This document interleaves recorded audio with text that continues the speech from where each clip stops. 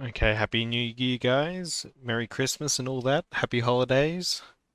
It's been a little while since I have uploaded a video.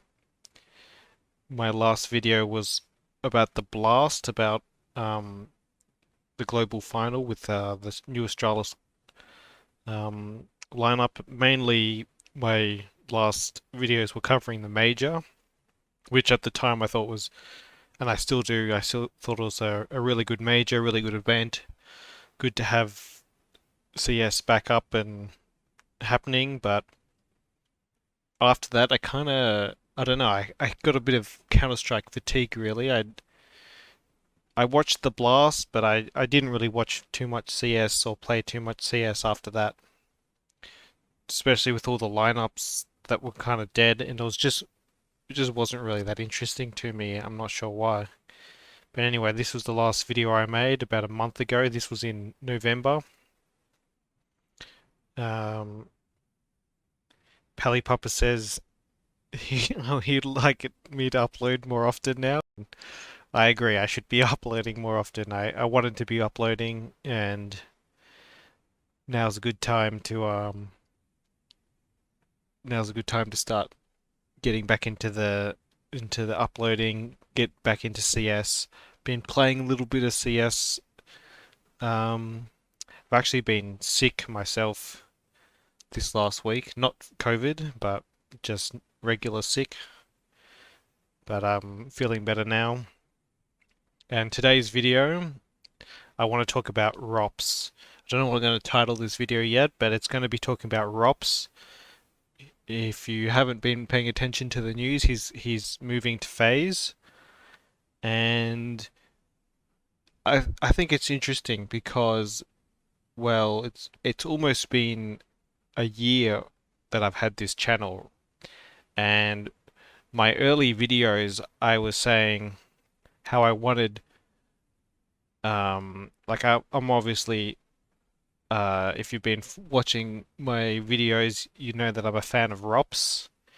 I think he's a real talent. I think he should be really one of the top five talents in the scene. So if you've seen the HLTV top 20, he was actually number 18. And I had a prediction all the way in the start of the year. I predicted ropz to be, where is it? ropz will be the number one rifle in 2021. So I was predicting him to be top five in the HLTV top 20. So not so good of a prediction, and it's really down to mouse sports. They didn't really have such a great year. They started off really well when they had Carrigan, and then they switched over to Dexter. It was looking alright. They won Flashpoint. They in this video I actually rewatched before watching this video just to see what I was saying back then. So this was in the IEM qualifier. I watched this video. I made this video at the IEM Katowice qualifier, and they came first in that qualifier, I think, or first and second so they qualified to IEM Katowice, but in IEM Katowice they actually went out in straight sets, so they lost to Astralis straight up. This is the Golden 5 Astralis with Device Dupree, Zip, Magisk, and Glaive. And then, unfortunately, they ran into Gambit, who were in the lower bracket, and this was Gambit when there was, peak Gambit, best team in the world Gambit, who went through the lower bracket all the way to actually win IEM Katowice. So kind of unlucky there to run into Astralis, and then you get put in the lower bracket and you run into the best team. So it wasn't a good event for mouse sports, wasn't a good event for ropz. But the essence of this video is that I'm just going to double down on ropz, my belief in his talent, and I'm going to double down on my prediction. He should be, really, in my mind, he should be competing against the Nikos and the Zywus and the Simples as one of the best players in the game. And now that he's reunited with Carrigan, I really believe he can do that. I was, it was my opinion at the start of the year that Carrigan really shouldn't be leaving FaZe. I thought that the talent in mouse sports, if you remember, but at the start of this year, the talent in mouse sports was way stronger than it was in FaZe. FaZe, they had, I guess their best player was Brokey. This was the Cold Zero, Brokey, Olaf, Rain, Kirby lineup. So, yeah, I really thought that ropz and Frozen, they both seem to be really strong players and still seem to be very strong players. And Acor, he'd just come across from Mad Lions where he looked pretty promising. And I just thought this with Carrigan, I thought this mouse sports lineup was the better team, was the stronger lineup. And I'm also a fan of Carrigan and ropz, and I wanted them to stay together and potentially win together. But now it seems like they're both moved up to FaZe. It's now clear that FaZe definitely have the stronger lineup. So I guess I'm a FaZe fan now. Anyway, this demo we're going to watch. This is pretty much the last meaningful map that ropz played on Mouse. So this is the elimination map against VP in a very winnable game. I didn't watch it live. I didn't really follow mouse sports much in the major, just because it just seemed like a team that wasn't performing that well.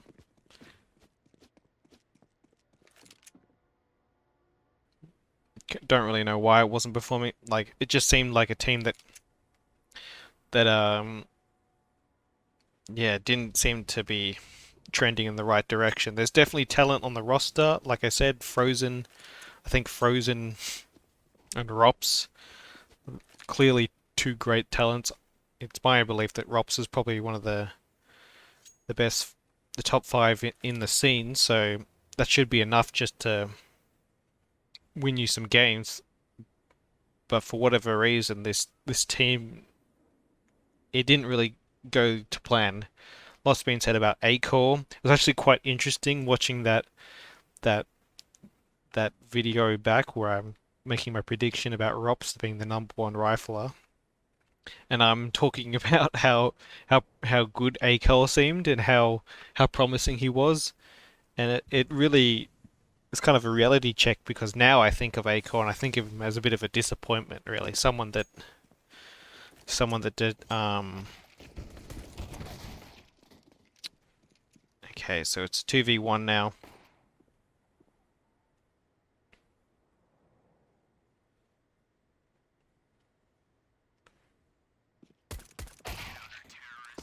And that's an easy kill for ropz. Back of the head. Doesn't even clear that. Yeah, Acor, I was really excited for him. He seemed like a very promising pickup, but if you watched any mouse sports this year, you'll realize that he was definitely underperforming for the entire year, and even in that Flashpoint run, he was the worst player, I think, statistically on the team, and it's just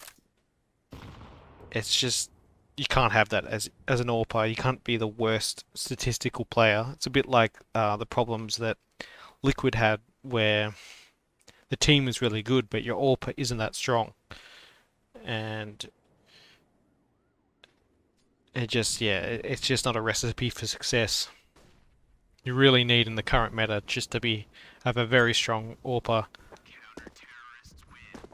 You know, a bit like how G2, they couldn't really compete against. I mean, they did their best with Nico, but having Amanek as their AWPer on G2, you saw in that final how he didn't really perform that well, Amanek, and is maybe one of the reasons why they couldn't really compete against Na'Vi. But lots of roster changes happening. G2 with Monacy now and Alexi. FaZe bringing in ropz. Vitality getting the Danish core from Astralis, Magus and Dupree. So it should be very competitive start of 2022 in terms of CS.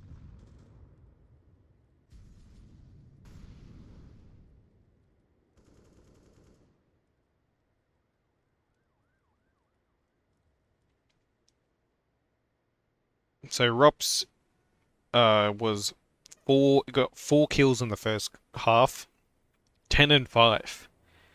A 10-5 half didn't start well. I think that they started they lost the first 7 or 8 rounds, and I watched the T side of the demo before we were going to watch the CT side, and this map actually goes to overtime, and it was a lot of just um,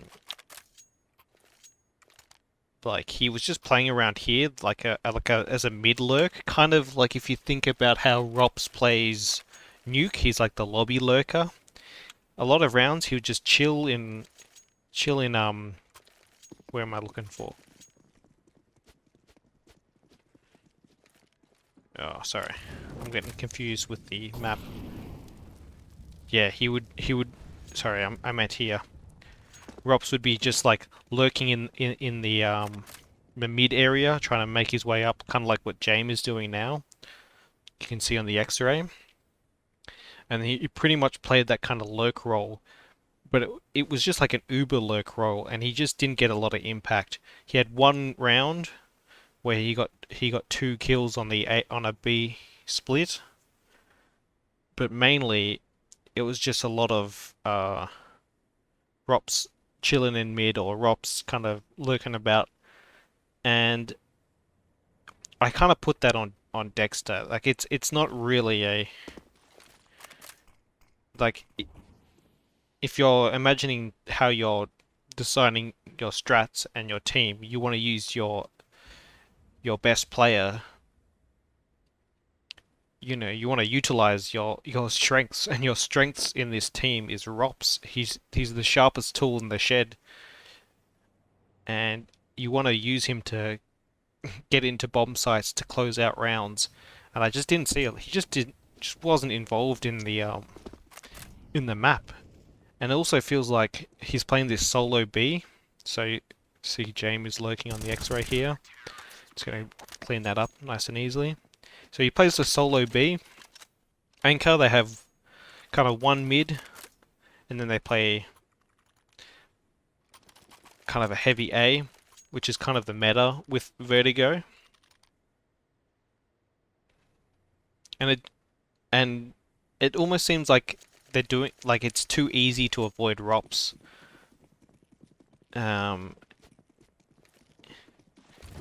And I just want my best player to be having a lot of impact in the rounds. And if I'm the in-game leader, I want to be utilizing, yeah, my best player more effectively.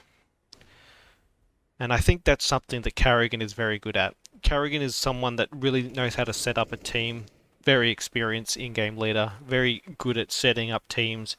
You see it time and time again. He'll come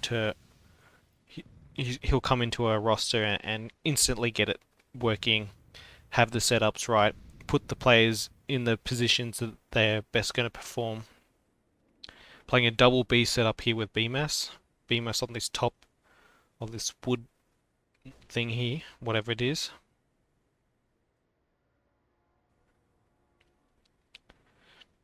Kind of interesting.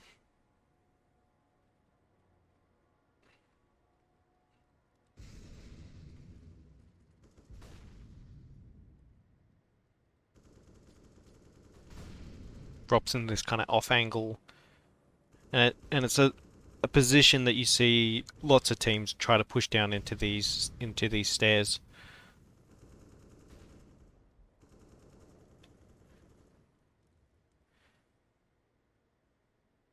So hopefully ropz on FaZe, he'll be utilized much more effectively. Like in my mind, there's no doubting his ability, his talent. He's got everything in the game. He's got the aim, he's got the awareness, he's got the nades, good with all the guns, very smart player. And I want to see more from ropz in the games, and he just I don't know. It seemed weird. Like I know that he's a like a lurking player. He's very strong as a lobby player, lurk and a. But he's also got to take some initiative in some rounds, or have some rounds built around him where he can, you know, utilize his aim and his ability to kind of put his impact on the game. So if you look at the HLTV, like the stats for this game, he just has like it's not a very good game for ropz. I think he goes negative. I think he ends up the series 40 and 48. But 40 kills and 48 deaths for a full best of 3, including a double overtime in this Vertigo game. It's just not a lot. Like he's the lowest amount of deaths on the in the server. And it just feels like they were too easily able to avoid ropz. And a lot of the meta also for Vertigos just go A. You can see in a lot of these rounds, ropz is solo holding the B site, while Virtus Pro, they just chill on the ramp and you can see what they're doing. They're just doing nothing really, burning the clock. And it's real boring, but it's how they play, and you've got to adjust for it, and maybe you got to commit ropz to pushing the B side, but he just doesn't do it, and he just doesn't get involved in the map. And this is a very winnable map. You'll see how winnable as the game progresses, but you feel like this should be Mousebot's game to lose, and they lose it.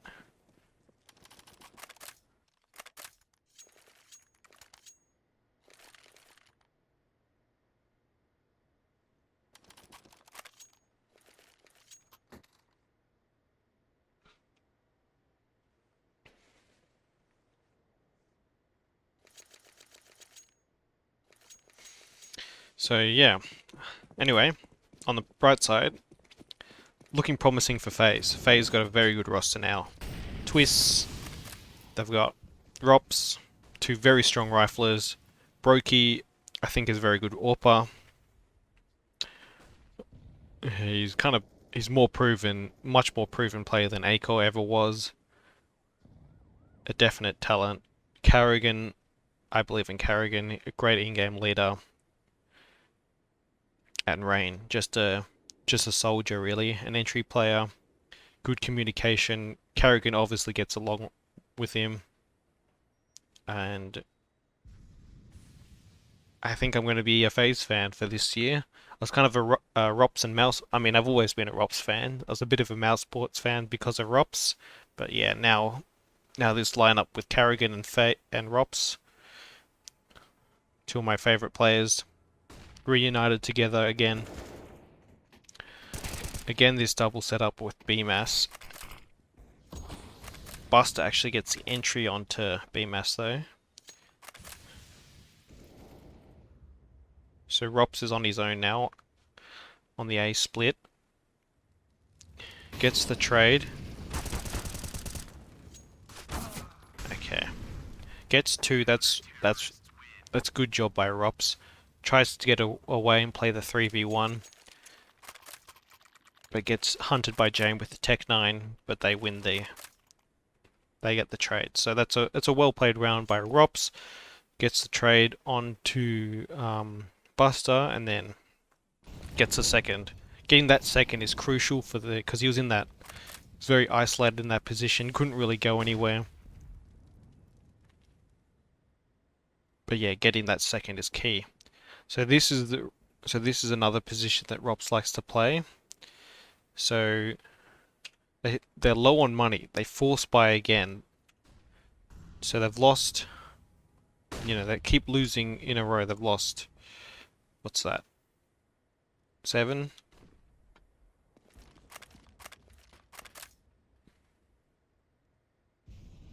They don't get the bomb plant. They're probably expecting a low buy. But now they see that they have guns, Galils and AKs.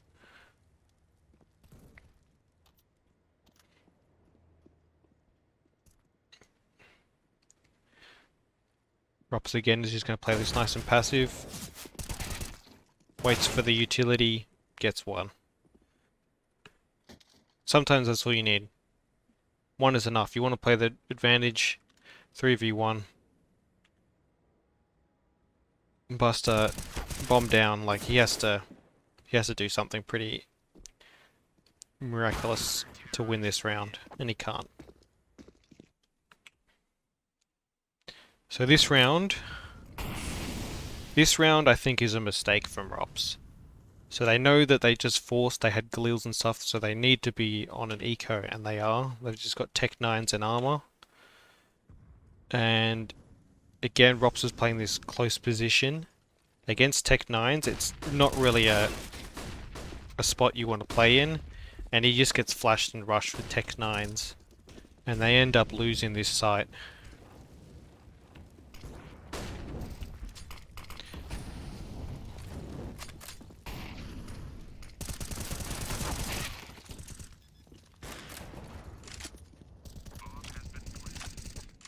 And they actually lose this round. And this is a very key round. Like, look at this. If they win this round, it'd be 14-10. It would be another gun round. But 14-10, CT side in Vertigo. I think just playing close up on this, behind this wood thing against Tech 9s, it's such a place where you can get easily run down, and you're kind of committed to that spot. And I know you're playing against Virtus Pro. This is unfortunate. He almost gets the full stick, but he never actually has time. So, yeah, playing against up close. I know you're playing against VP, who don't do a lot of rushes, but against the force buy, the pistol buy, it's probably not a position you want to be in.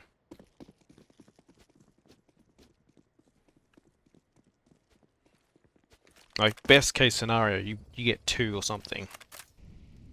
But most likely you're one and done, and you're handing over a rifle. I think it's much more safer, even to be in a position like this, or a position like this where you can use your utility and throw your smokes, mollies, nades, fall back, take some cover. Just play around like more long range angles where the rifles are more suited compared to the Tech 9, so they've got to close the distance. So I see that as a bit of a mistake by ropz. It's really, you got to be aware of the economy. And yeah, this, like I said, this is the elimination match for the major, and you're up 13-11. And some of these like close losses, I mean, you got to give VP a bit of credit. Like James especially, you got to give him some credit. He's making those calls, and like it was another close series against FaZe with another where they could have lost, but it's VP again that come out on top.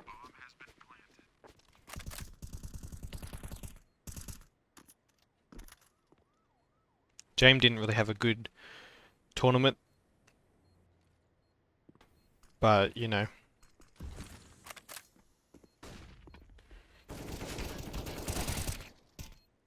Going for the retake in the 4v3.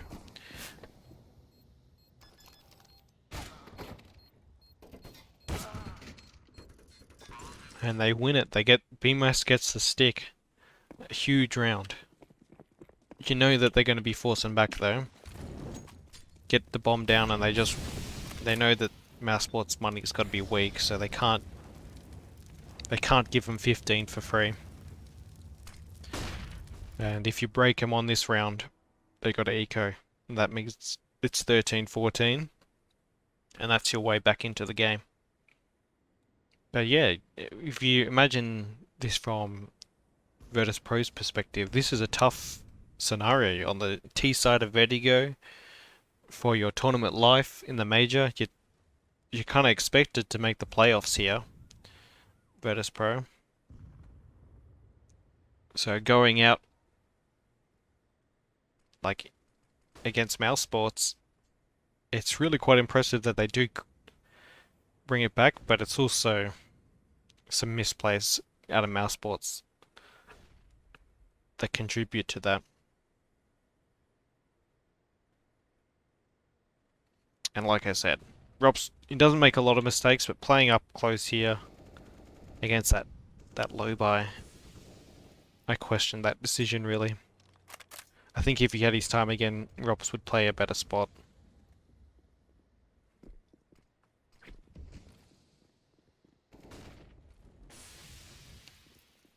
Again, ropz finally pushing up. Okay, so he gets spotted there by James. And then he doesn't really know where to peek. Yeah, that's just unfortunate. It's just the timing, like he's a bit slow on the flank. Yeah. I don't know, it's just not a position I really want ropz to be, like, I don't know. It's just unlucky, really. But it is something that I kind of wanted to see at a ropz, to kind of push through and flank, but just doesn't work out for them. I guess just Virtus.pro are so good at just playing the A ramp and they just kind of sit in the A ramp and wait for picks, and they're very good at just waiting for the CTs to push you, even though you're on the CT side.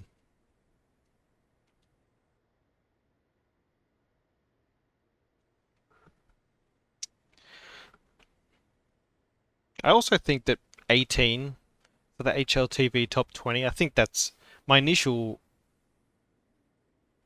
thought was that that's kind of low. I expected him to be higher. I don't really understand. Not that I've really looked too deeply into the stats or anything. And Mousesports, they didn't really have a good year.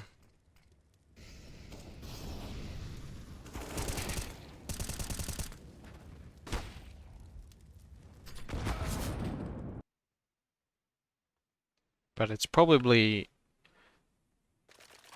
lower than I would have thought.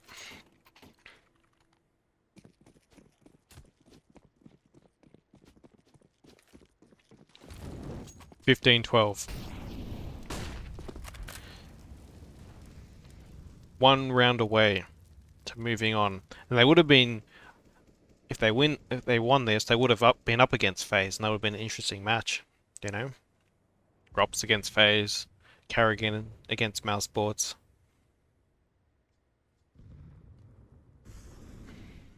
But again, ropz is playing B, again with BMAS this time, but VP, they just go A. And Yekinde on the entries on the A ramp, like, he's so good at that. And again, ropz is pushing through. Checking all these angles, and you gotta, because there's so many places to hide, and like I said, Virtus.pro, they're so good at just kind of holding their position on this ramp. And I think ropz knows it. He's trying to be disciplined, but I don't know. I feel like I'd like to see ropz in some better positions. It'll be interesting to see some of the spots that ropz gets put in by Carrigan.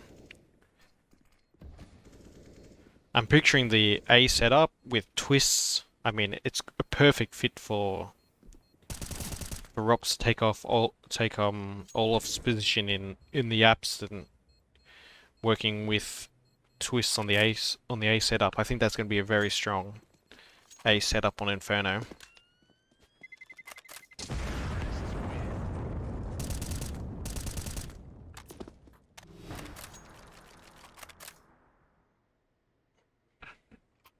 I think they'll be a very good Inferno team.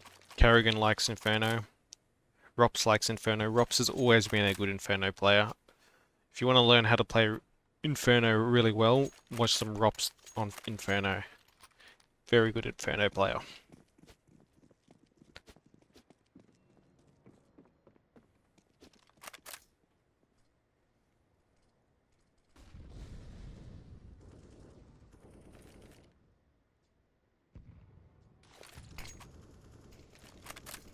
Also interesting to see if Na'Vi, if they remain in the form that they are in, will they stay on top? Let me know what you guys think. I kind of suspect they won't. I'm happy that they won. I'm happy that Simple has a major. But is this going to be a Na'Vi era? I don't know, and I probably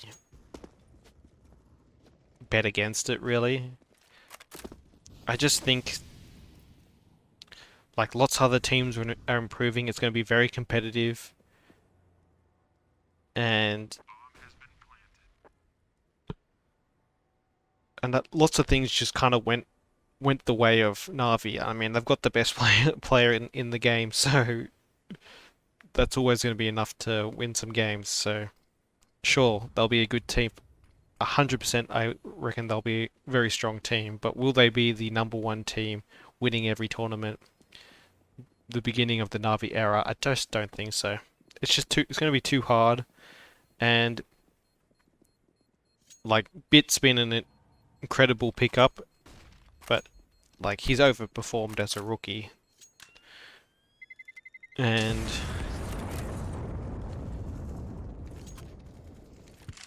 like Boomich, I don't really rate too much as an in-game leader or as a player. He seems to make a few mistakes. I know he makes a lot of info plays. He's kind of the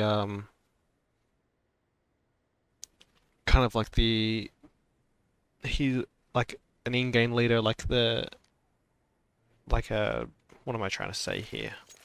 Like an aggressive, like info, kind of like Kerrigan, in the mold of Kerrigan, or Glaive, or Apex, where they like to give their life away for info and trying to make calls around that.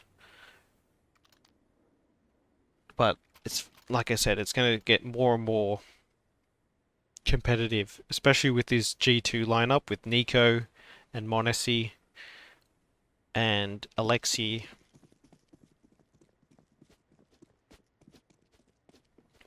It's going to be a very good team.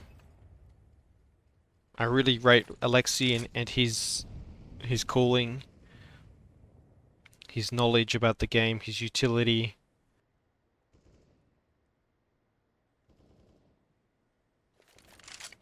So yeah. Let me know if you agree. Do you think, like, do you reckon Na'Vi is going to win another major?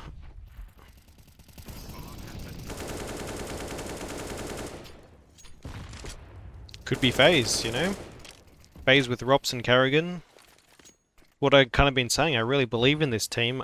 I really like the construction of it, and I think it's a team that definitely in with a shot for sure. The Vitality team's going to be good with ZywOo, like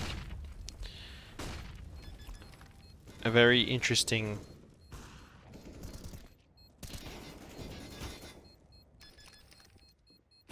Okay, finally, see, like, by the time ropz gets into the action here, like, the round is already over. You know? So much time is spent rotating and checking the flank, and before ropz even sees anyone, there's no time to defuse, and it's a 3v2 anyway.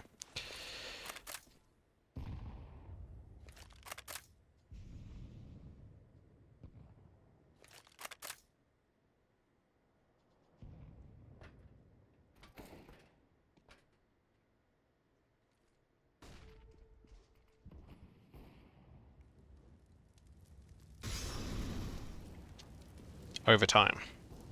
15-15 again with Solo playing the B side.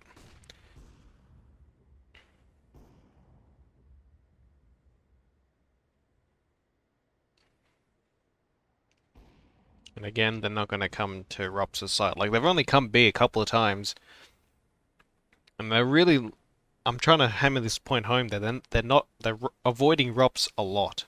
Like, ropz is not seeing a lot of action. And a kind of a win condition for mouse sports is ropz to have a good game. And ropz is a very good player, so if you put him in a position to have a good game, he probably will. But again, VP just going to go A, and it's not a bad decision when it's Dexter and A-Core and Frozen and on the...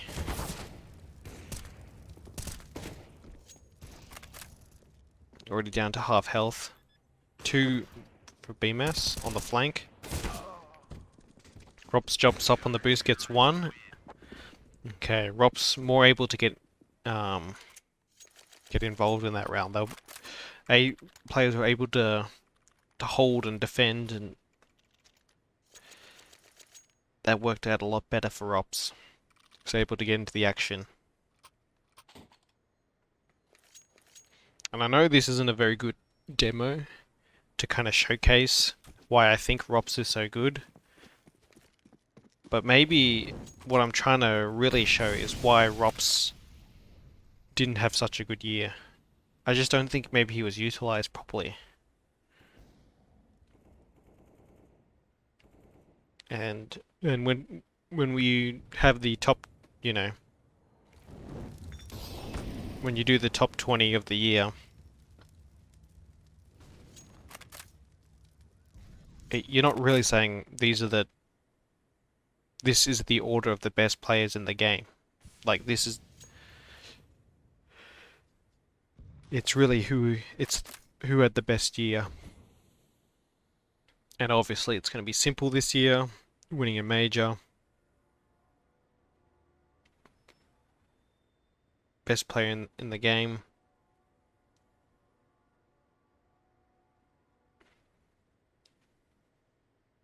Again, we're playing up this close position.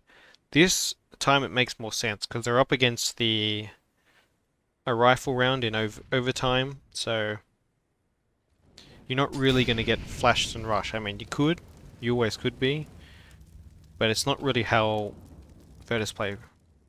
They kind of like just poke and prod and test the extremities, and that's kind of how it's supposed to work. Now ropz is able to get 2 and he's able to fall back, reposition. Now he's going to re-aggress with Dexter. They're going to jump up. They've got the drop. They've got the bomb. And they're just going to hunt the last. See, I guess that's what ropz had in mind when he played that position in round 24, I think it was, against that eco.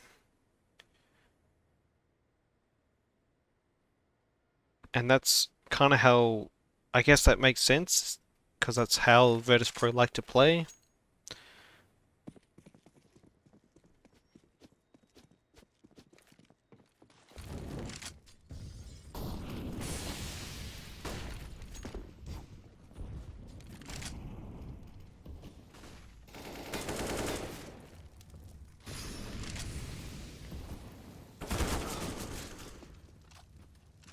Tried to get aggressive there. It was a pretty bad smoke, and didn't know that Kickit had pushed up so close there. And they actually lose that round, so they get 2 CT rounds onto the T side.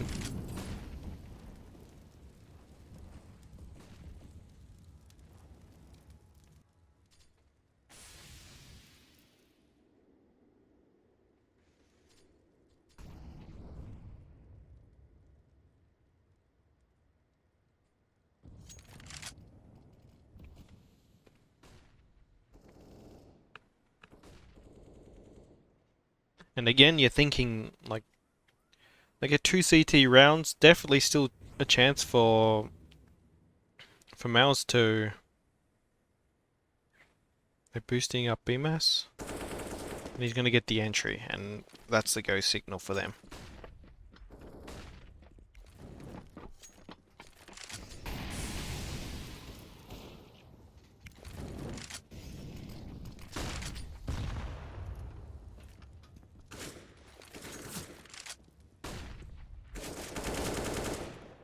Nice spam through the smoke.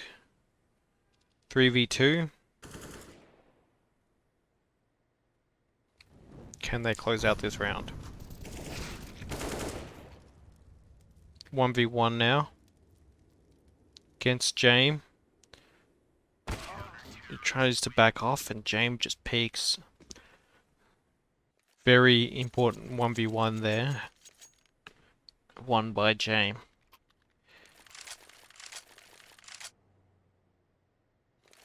Against ropz, that's a big time 1v1. Again, you got to give James some credit.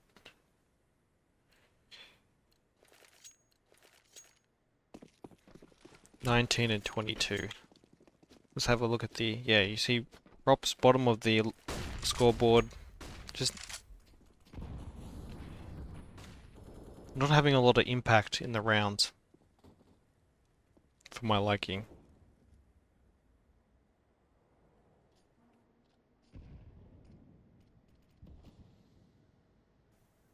And this is kind of what, on the T side, this is what ropz was kind of doing. Just these lurks. These lurks in mid, where he's chilling here and he slowly pushes up.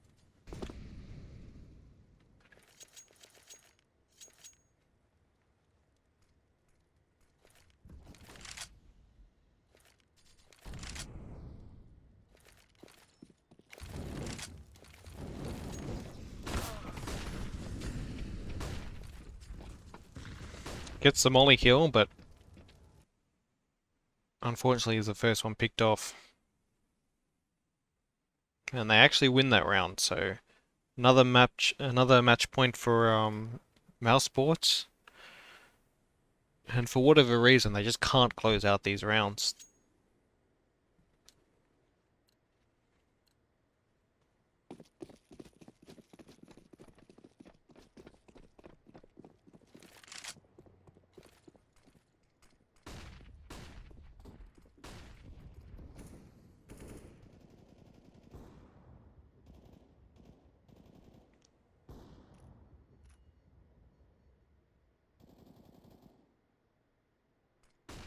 And again, another defaulting lurk. So yeah, I guess they're just trying to treat this mid position like you would treat lobby on nuke, where you just gotta hold it as T's, because you don't really want to give up lobby control to the CTs. And ropz is a very good lobby player on nuke.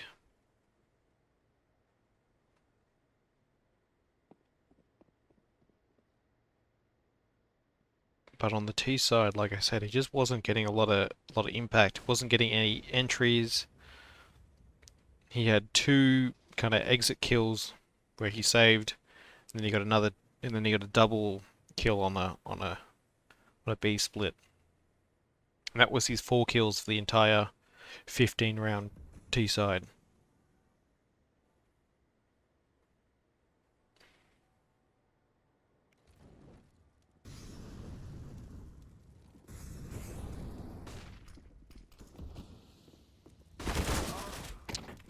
Unlucky.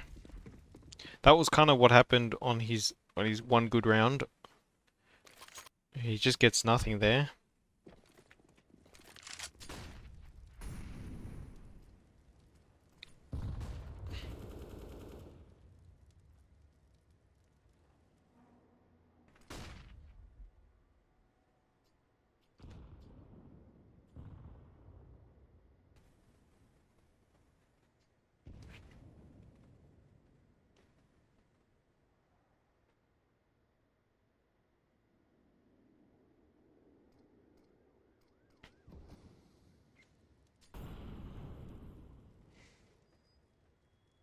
So this is some Counter-Strike timing 101 that's about to happen. So ropz is holding for 40, 50 seconds here. And he's going to pull out a flash and it's going to just peak. And yeah, that is Counter-Strike timing. You'd be extremely tilted. You know, if you're a ropz, you're not already not having a good game, and it just feels like when you're not having a good game, those are the types of things that just happen to you, and you just want to you want to stop playing the game. You say, "I hate this game," but you can't. It's a major elimination match. You gotta dig deep. You gotta keep fighting.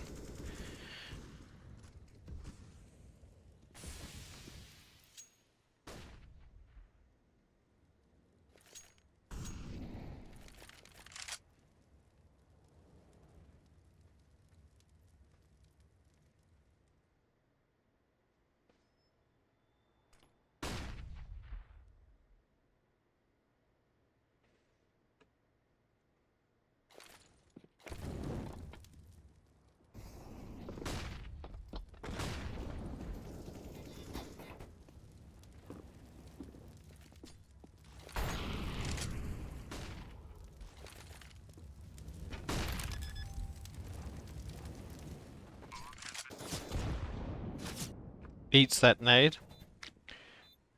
3v4. Retake.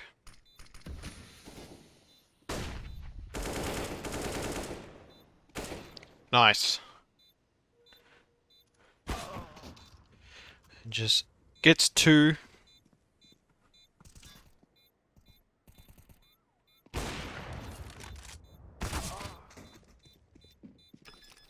Almost. Almost. I mean, those are the kind of positions where... I mean, ropz planting the bomb probably not so great. Eats that nade. You really want him to be in a position to close that round out, and like he showed you his aim and his ability, but oh sorry, switch back to ropz. But he just doesn't, yeah, he doesn't pull off.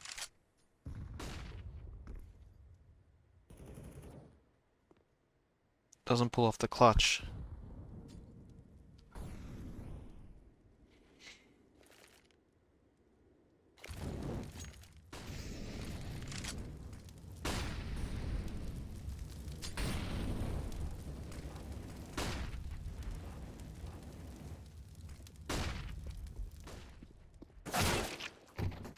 ropz heard that guy. I don't know. He just didn't react. I don't know why. It's one of those scenarios. Maybe some team cons. He definitely heard that guy walking beneath him. Okay, so now it's 21-18.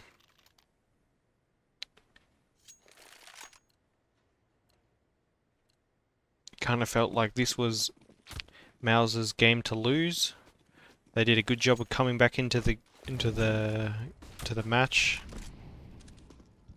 They've had multiple match points. I don't know how many in total, but they've had a few. Both in regulation and in overtime they had one. And yeah, just overall a kind of a disappointing end, and it is a disappointing team really. They just never kind of got rolling. Seemed to be low on confidence. Acor seemed to be one of those players that really suffered. Like, he seemed to be very confident when joining, had some good things, and it just all went downhill. Even in the Flashpoint win, it kind of felt like he was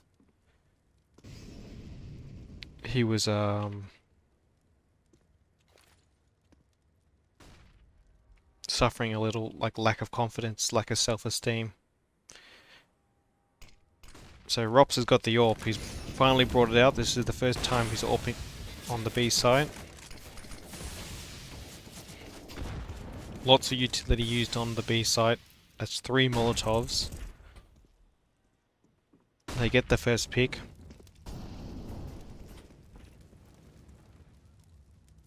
And if you look at the mini map, Virtus Pro already rotating to A.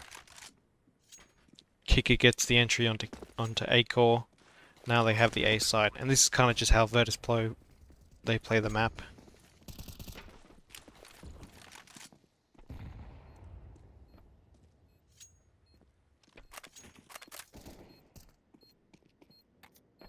Three v two, and dead. Buster, frozen, dead. They win the 3v2 and Virtus Pro win 22 to 20. Oh no, 22 to 18, sorry. They didn't win a single round in second overtime. 28 kills, 28 deaths for the entire map. Pretty low. Bottom fragged.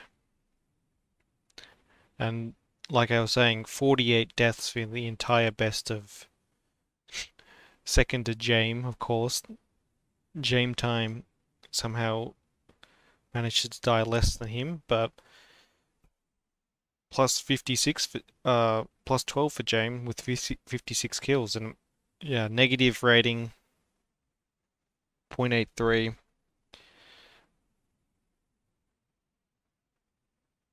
It's kind of an unfortunate way for the mouse sports ropz, like to end his journey on mouse sports for ropz. But I'm going to double down on ropz, like I said in this video. If you're curious about some of my earlier videos, and this would be one to check out, kind of a comparison, and just kind of a little blast from the past. So this was when Feb 19, so this is just when I've started my channel, and now we're in January 2022, so almost a year ago. Kind of how my kind of opinions have changed, how the teams have changed. This is the complexity lineup with Poison and Blame and Config. And yeah, unfortunate. But I am excited for FaZe ropz.